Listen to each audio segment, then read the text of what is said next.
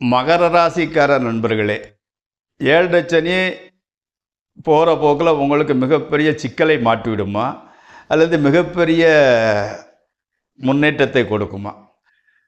கோடீஸ்வர யோகம்ங்கிறது உங்களுக்கு இருக்குதா? அதை அடைய நீங்கள் என்ன செய்ய வேண்டும்? இதுதான் இன்னைக்கு நாம் பேச போகிற டாபிக். நம் நிகழ்ச்சிக்குள் செல்வோம். இப்போ ஒரு விஷயத்தை கற்றுக்கிட்டதுக்கு வயசு அல்லது பருவம்னு எதுவுமே கிடையாது.